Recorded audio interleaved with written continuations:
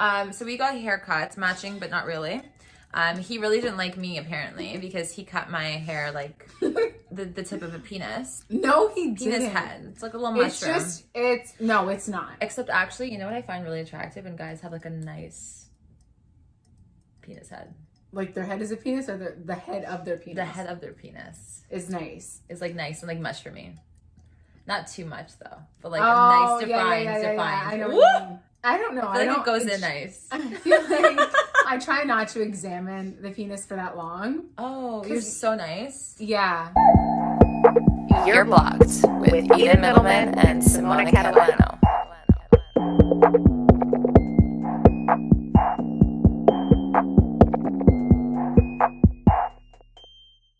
It's been a minute. There've been a lot of red flags. There's been a lot of red flags. And we told you that they are not heart-shaped, bitches. No. They're not fucking heart-shaped. I think that it's also important to highlight some green flags because oftentimes when we're dating people, you know, we constantly look out for these red flags. And I think it's important to also keep track and note of the green flags. And I think it's important to also celebrate these green flags too. Celebrate yourself. Celebrate them. I think celebrate the green flags. Yeah, calling them, be like, you know, I really appreciate when you do this. Yes. And that also reassures them. It lets them know that this is something good that she wants, that she likes. Let me make sure that I'm more attentive and do this more often. Yes, it's good to point the red flags out, but also the green flags. Exactly. A guy that can communicate well, just in general, 100%. Is a huge fucking green flag to me. Mm-hmm. Like, just knows how to speak, how to articulate himself, is in tune with his emotions, can express himself well. Right. Like, there's not a lot of room for miscommunication. Here's an example of can communicate shitty. Okay. And how if he had just communicated well, there wouldn't have been a misunderstanding. Okay. Do you know what I mean? So wanted to fly me out, was going to come, didn't come, said, okay, I'll get you a ticket to me. Let me know. The next time we talked, he's like, why didn't you come? I'm like, A, you didn't follow up. B, I didn't know if you were getting my ticket back. Mm-hmm. Like, you just kind of left it open-ended. Like, wasn't serious. And he was like, obviously I was going to get your ticket back. Like, what did you think? And I'm like, well, you didn't communicate that to me. You left it for the other person to interpret, which is always kind of tricky. It's always good to just say it like it is. I'm not saying that he needed to do it, but all I'm saying is, like, if he had just said, I got your ticket here and back, like, don't worry about it, everything is covered, like, so much more clear and, like, just communicates effectively. Like, do you know how to communicate or not? Like, yeah, your feelings, your thoughts. I think also like making decisions, being decisive too. Yes. I think that that's such a green flag too. It's like, it can be so micro, like, what do you want to do? Oh, I don't know. And then you both like, I don't know. It's like annoying, right? These little things, but it can also be bigger things. And if you're not decisive, I think that reverting back to, do you want this or this? Do you know what I mean? Like, you guys kind of figure it out together. Narrows it down. Like, let's say you're in a shitty mood. And I'm like, I don't fucking know what I want to do tonight. He's like, would you rather stay in or go out? Like, tell me, what do you want to do? Yeah. And I'm like, oh, I'd rather stay in. Okay, let's order in and watch a movie. Does that sound good? Or do you want to order in and play a game? This like, is what's huge. more the vibe? This is huge. Do you know what I mean? Yes. He's giving you options and he's working through it with you. Yes. He's helping you through it. He's guiding you. That is so, so big because he's being attentive. He's caring. He's showing that he's compassionate and that he genuinely wants to help you through whatever you're going through. A bigger part of that is that supports you through your mental health issues, is supportive and attentive and caring and kind and gentle. Like, my biggest thing is when guys are gentle with me, it is such a green flag because it allows me to be vulnerable with them, and that's a huge part of being in a relationship. Yeah, and I think can I be vulnerable with you? Yeah, and I think being patient through that journey. Yes. That's super important. Oh my God, a patient man. A patient I'm man. emotional. In order for that person to feel comfortable being vulnerable, you have to show them that you're patient and willing to work through it with them, and just like be gentle and kind, and you know, take a step back and kind of like let them do their thing and be there to reassure and encourage as they go through that process. If this person is doing that, like, it's something to point out and be like, you know, I really appreciate that you're like, being so patient and reassuring.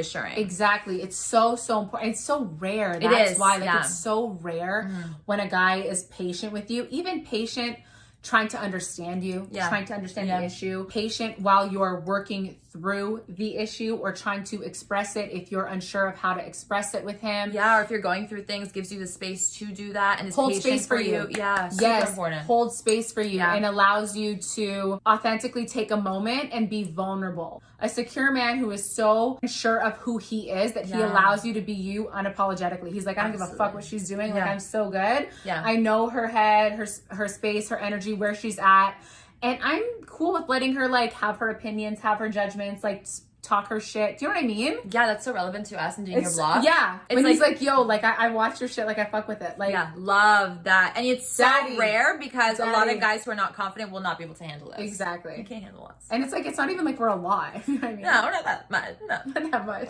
Something light. You kind of hesitated, something right? light. A guy that checks in on you, right? So from time to time, just like, how are you really doing? You know, I think that is so refreshing and not a lot of people do it. Emotional check-ins. Emotional check-ins. Love that. Yes. Emotional check-ins, and also follows up on things. So for example, he knows that you have a big test coming up, or like a big event, or you have a really heavy work day, or you had a doctor's appointment. You had a doctor's appointment. He's just like, how did that go? Because a lot of people Everything that goes okay? over their You head. Good? Yeah. You good? Everything okay? Yeah. Bro, 3 words. I love you. Yeah. That's an attentive man, ladies. That is an attentive man. Yes. Attentiveness. Attention to detail. 10 out of 10. Yes. I realized too, like, it makes the biggest difference. Like, if it really does. If you listen to their story or whatever, but you find the details that like add more to the story, like she said something in that way, and you hold on to that and you bring it up later and you show her that you were really attentive through and through and you didn't brush anything. Like, I feel like that is just, oh my God, I don't know, biggest turn on. Example. Let's say you ask her about her day and she has a 1 to 2 minute like little vent session.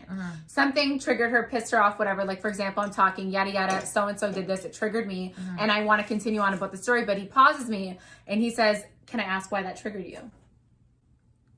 Like, you just picked up on that. You're curious. You want to know. You care to know. That's what it shows me. Exactly. It's important to you. Yes. I'm important to you. Yes. It's showing. Yes. I care as to why you feel the way that you do right now. What happened? What derailed you? Exactly. Like, what's going on? Like, you know? is there a past event in your life that was resurfacing in this? Like, I can learn more. I can build on that. Is there something that I should know for future? Do you know what I mean? Curious about you. Curious about you. I think that is so important, especially on like the first few days or the first whatever. Like, really wants to know you and isn't just small talking shit. You know what I mean? Like, exactly. It's like, I want to know like who you really are, because I'm intrigued by you. Like, you're interesting, and like this is something I'm interested in. Yeah. You know? So like, if first couple of dates, like the questions aren't super surface level. Do you know what I mean? Like, of course they have to be for the whatever, but the more that we get into it, the more in depth the questions become, and it's like, ooh, we're really building. And it's not just a 1-2 question. It's like we're telling stories and we're really exchanging information. I think when a person takes genuine interest in somebody, the conversation can go from, surface level to deeper. It Amazing. should. And it becomes so easy and organic. Like, you'll never have that moment where you're like, I didn't know what to say or ask, because it's just come naturally, because there's that back and forth curiosity. Yes. You guys are really genuine into each interest. other. I'm so really huge intrigued. Green flag. Huge. Waving the green flag. Waving the green flag. Consistency falls kind of back into communication. So for example, is consistent in the way that they text you. So like, we don't need to be texting all day, every day. But I think that, like you said, kind of plays into checking in, following up, staying in tune with each other and what our plans are and what we're doing. So like, I'm not just going to go AWOL for 3 days and then pop back into your life. Do you know what I mean? Or I'm going to be like, hey, listen, I have a business trip this weekend, or I have a boys trip, or yada, yada. I'm going to touch base every night before dinner, whenever I can. And then I'll see you Monday night when I'm back, and we'll do like a huge catch up, me and you. Keeps you in the loop. Keeps you in the loop and is attentive, even when they're out of town, even when they're busy. Babe. Huge sign. Can't call you today. Like, got a super crazy, full jam-packed day of meetings. Gonna call you at 4. Yeah. Communicates effectively. Okay. Is consistent. Follows through. All these things. You'll never have a moment where it's like doubtful, because they're consistent, right? They're always making sure. And if there is a moment that's like not as consistent, because like not every life doesn't always go as planned, right? Like, when you have that moment, like you said, is able to jump in and recognize the inconsistency, right? And give you that sort of like reassurance as to why they're being inconsistent in that moment, right? I think that's huge. Because when they're consistent and they're doing all of these things, which are very like little like things that, like, for example, do you do that with your best friend? Like we do, we check in and we follow. It creates a space where there's less doubt. Like, I don't need to worry about the connection. I don't need to like second guess it. I don't need to doubt it. I don't need to like replay scenarios in my head, because I'm so sure you're doing all of the things that are letting me know that we're good. And they don't expect you to just like know and to fill in the blanks, because you shouldn't. Like, you know what I mean? Like, every time you're alone, like, what do? You think of the worst thing. Like, oh, they're not answering. What do they do? Spiraling. They never allow you. Yeah. They never allow you to spiral. Phone is not a sketch fest. Big green flag. When he can leave his phone out and about, or when he's just like, babe, here's the, the phone for the aux, like, use my phone, go on Spotify, whatever, is not sketched out or like weird about the phone. The phone is never like a concern for you. A huge green flag. You know that they're not being shady and they're confident. I also don't like when guys are constantly on their phones. Yeah. That to me is like, fucking weird. Yeah, I'm like, why are you always on your phone? Like, unless it's like, okay, business, but like, I know it's business, Bob. It goes back to like holding space for you in general. Like when you're together, I think that it's 100% attentive and 100% you and them. Yeah. So their phone's away, and if they do need to answer their phone time call, is important. It's like, I'm so sorry. Like it's this and this and this. I really need to answer. Give me 1 second. Whatever comes back, apologetic. Whatever. Once in the blue moon. You know what I mean? Exactly. I think that. So, for instance, like we've spoken about date night before. Date night phones are away. I love that. Yes, gone. If, for example, you need your phone, maybe like something is going wrong, or like you need to stay on call for a client or something like that, babe, my phone is going to be on vibrate. I need to bring it into the restaurant. Like, I'm waiting for this important call. Babe, no problem. Like, totally fine. Yeah. I'm so good. Yeah. Thank you for communicating that with me, babe. Just saying thank you. Yeah. Like, do you know what, you do something nice, he says thanks. Like, thank you so much. Or like, he recognizes those things. Like, for example, like you, I don't know, made him dinner or like brought him some leftovers from like your girls' night or whatever. Something thoughtful and cute. So cute of you. Like, oh my God, I noticed you. Thank you. Like, that was really sweet of you. That was like, so nice. Yeah. Oh my God, you brought me my favorite salad? Like, oh my God. They're always recognizing those things, and they're always appreciative, and they're always aware that like you are going out of your way. They're grateful. Yes. Grateful and thankful. Yes. Gratitude moment. I think a thankful and grateful person is a healthy, happy grateful person that knows how to apologize. Another green flag. Oh my God. Knows how to own up to their fuck ups.